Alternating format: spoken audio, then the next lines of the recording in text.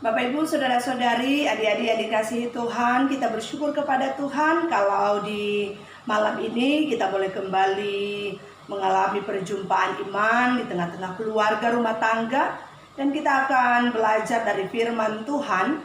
Namun sebelumnya mari kita berdoa, mohon bimbingan Roh Kudus. Kita berdoa. Bapa yang baik, Tuhan Yesus Kristus Juru Selamat kami, Engkau melayakkan kami ada hingga saat ini. Biar kiranya Tuhan, ketika Tuhan yang boleh menghimpunkan kami sebagai keluarga di tengah-tengah rumah tangga kami masing-masing, kami mau belajar dari firman-Mu. Oleh karena itu Tuhan, bersabdalah, karena kami anak-anak-Mu siap untuk membaca dan merenungkan firman-Mu. Hanya di dalam nama Tuhan Yesus yang adalah firman yang hidup, kami berdoa dan bersyukur. Amin.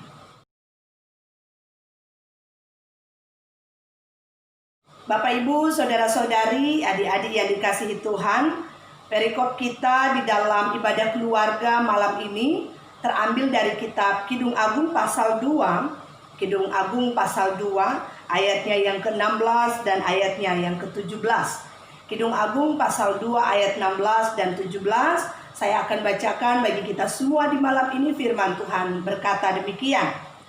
Kekasihku kepunyaanku, dan aku kepunyaan Dia, yang mengembalakan domba di tengah-tengah bunga bakung, sebelum angin senja berembus dan bayang-bayang menghilang.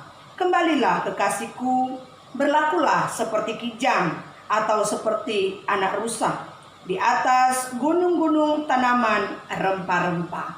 Demikianlah firman Tuhan. Terpujilah Tuhan Yesus Kristus. Haleluya.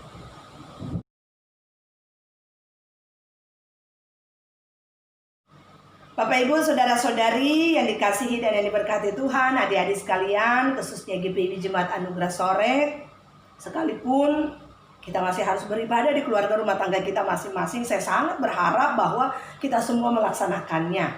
Karena memang tanpa kita sadari, apa yang kita lakukan merupakan simbol kita mengasihi Allah. Dan kita menginginkan Allah hadir dalam kehidupan keluarga rumah tangga kita, menopang kita, menuntun kita melewati setiap tantangan bahkan pergumulan yang Tuhan izinkan terjadi dalam kehidupan kita semua. Bapak Ibu, saudara-saudari yang dikasihi dan yang diberkati Tuhan, tidak terasa kita sudah berada di bulan September, mengatakan kepada kita bahwa ini juga wujud dari cinta Allah yang tidak pernah berubah dalam kehidupan kita. Saudara-saudaraku, adik-adik yang dikasihi dan yang diberkati Tuhan, ketika kita melihat di dalam perjalanan kehidupan kita yang namanya cinta, baik dalam hubungan keluarga rumah tangga, suami istri, orang tua dan anak, bahkan dalam relasi kita dengan sesama di sekeliling kita, mau mengatakan bahwa cinta itu hadir dalam setiap kita. Karena cinta itulah yang membuat kita untuk tetap bersemangat menjalani, merawat hubungan kita dengan sesama kita. Oleh karena itu Bapak Ibu, saudara-saudari yang dikasihi dan yang diberkati Tuhan, ungkapan cinta seringkali kita mengkontekskan, mengkondisikan hanya kepada sepasang laki-laki dan perempuan yang memang sedang jatuh cinta atau sedang dimabuk asmara. Tetapi mengatakan kepada kita bahwa seyogyanya cinta itu harus benar-benar kita miliki dalam setiap kehidupan kita. Kenapa? Karena cinta itulah yang kemudian membawa kita untuk tetap bersemangat, menjadi daya dorong bagi kita untuk bagaimana kita dapat memperhatikan sesama di sekeliling kita. Bapak Ibu, saudara-saudari, adik-adik yang dikasihi dan yang diberkati Tuhan, kitab Kidung Agung dalam bahasa Ibrani dinamakan Shir atau Hashirim, yang berarti kidung dari segala kidung. Dan kitab Kidung Agung ini merupakan satu-satunya kitab yang mengutarakan, yang memberikan gambaran tentang bagaimana cinta secara keseluruhan. Oleh karena itu, kalau kita melihat di dalam keseluruhan kitab Kidung Agung, kita akan berjumpa simbol yang dipakai adalah pengantin laki-laki dan juga perempuan yang memang bersahut-sahutan saling memuji apa yang menjadi keberadaan kehidupan mereka. Bapak Ibu, saudara-saudari yang dikasihi dan yang diberkati Tuhan, ketika kita melihat di dalam perjalanan kehidupan kita bahwa seringkali juga kita memberikan gambaran terhadap orang-orang yang kita cinta dengan berbagai model. Ada yang dapat mengkontekskan dengan seperti bunga, seperti bulan, bintang, dan lain sebagainya. Kalau kita mencermati dari perikop kita di dalam Kidung Agung pasal 2 ayat 16 dan 17, bagian pertama menampilkan kepada kita bagaimana perkataan mempelai perempuan terhadap mempelai laki-laki. Simbol yang dipakai bagaimana mereka yang saling mencintai disebut saling memiliki, bukan hanya satu arah tetapi ungkapan dari relasi kedua belah pihak. Bahkan ketika kita melihat pada bagian ini juga ditampilkan tentang simbol bunga bakung atau bunga lili, mengatakan kepada kita bahwa bukanlah bunga bakung biasa yang ditampilkan, melainkan yang hidup di lembah-lembah dan di antara duri-duri.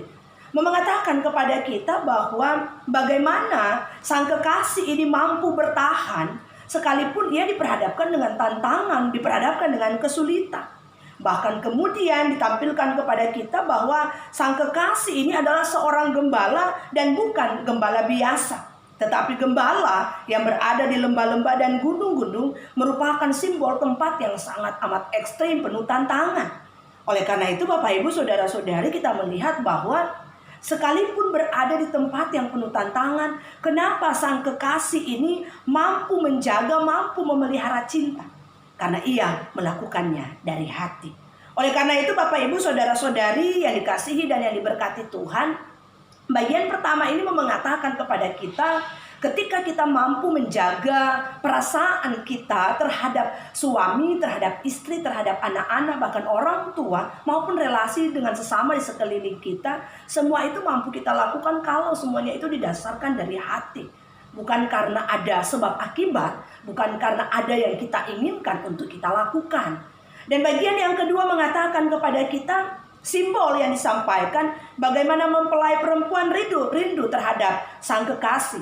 Berharap sebelum matahari terbenam dapat bertemu, pulang tidak dalam kelelahan atau lambat, melainkan dalam kegesitan dan kelincahan. Bahkan simbol yang ditampilkan di ayat 17 ini bagaikan seekor rusa di gunung-gunung. Biasanya gunung berbatu-batu, meloncat dari satu batu ke batu yang lain dan selamat sampai tujuan. Bagian ini merupakan gambaran bagaimana mempelai perempuan mengungkapkan isi hatinya dengan tulus tentang cinta dan kerinduan kepada mempelai laki-laki. Bapak Ibu Saudara-saudari, adik-adik yang dikasihi Tuhan, ketika kita melihat di dalam relasi kita dengan keluarga rumah tangga, biasanya kita orang tua kalau pergi bekerja seharian, rindu supaya paling tidak segera jumpa dengan anggota keluarga kita. Biasanya begitu. Dan kerinduan untuk berjumpa dengan anggota keluarga kita itu memberikan semangat dorong bagi kita untuk paling tidak sampai di rumah sehat.